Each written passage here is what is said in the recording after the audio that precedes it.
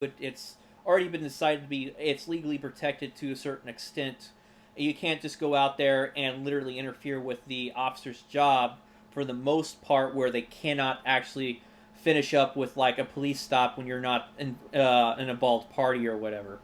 But as is, I see there's a definitely a time and place for that kind of attitude that can be played out, and I've seen quite a few examples where it's been played out well.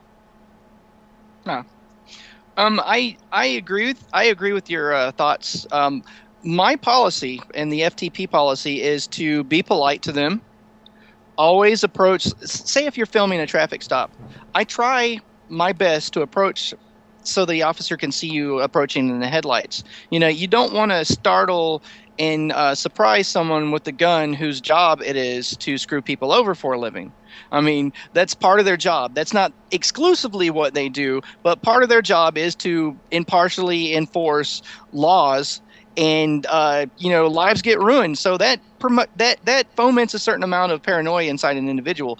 But my policy also is to be polite when they're polite. When officers treat me with respect and dignity, that's exactly what they get back. So my policy is give it to them when they deserve it. And you're absolutely right. Most interference laws have to do with physically getting in the way or distracting the officers to where they can't do their job. And I believe that they're human beings. I call them pigs, and a number of other unkind expletives. But that's when I feel like they're overstepping the bounds of the law, But if they're polite, I'm polite to them. And there's, dozens and dozens of videos on my channel where I'm thanking officers for doing good things. It just really depends on, two factors, really. I'll be honest. A, my mood, and B, whether or not they violated my rights or someone else's rights. What are your thoughts about heckling, Mr. Peach? I know your pet peeve is when officers don't follow traffic laws. I've watched you lose it so many times, but what are your thoughts about the way that I trained you when you first started working with us? Yeah, I mean, it's pretty good policy. You get a lot more out of a situation if you let them screw up first and then you go. I mean, there's so many instances of, hey, I just won't even say anything, or I'll even say hi or how's it going, depending on the officer and the situation. But I mean, so often you can get a lot out of a situation. They'll let you be closer if you're not being a jerk to them. It's just good common sense to be nice to them until they screw up. I mean, I remember specifically one instance where we were being totally chill, we were being very polite. And I think we complimented them on something. And then one of the officers said something snide to one of us. And we're like, oh, you want to play that game? Okay. We were being nice. Now you can have an earful. Right. But, I mean, it depends on the situation. I think it's also just fun sometimes. I mean, asking the Oregon State Patrol is like, hey, was it you that shot Lavoie? I don't know. That just makes me happy. Oh, it does. And the cringe you can see up their spine when you ask them. That's one of our new adopted policies for FTP Portland. When we see Oregon State troopers, we always ask, are you the guy that shot Lavoie Finicum? Because, the way I look at it, when you allow members of your organization to commit a cold-blooded murder that's viral on the internet, and you're not going to clean your own house, you deserve a certain amount of ire. That's a blood stain that's running up the back of every Oregon State trooper's back. When they cold-blooded murder people, and Finicum is just one example. I mean, it happens, all over the country, in people in almost every social class and race. I try not to get caught up in the race, although I am a police accountability activist, and Black Lives Matter is prominently featured in much of what I do.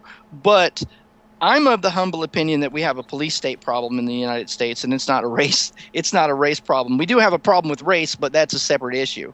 I mean, you get the same crappy representation if you're arrested from a trailer park in a white community in rural Missouri that you will if you're a black guy, in a poor part of California. I mean, you get the same horrid, system. You get a public plea bargainist, public defender.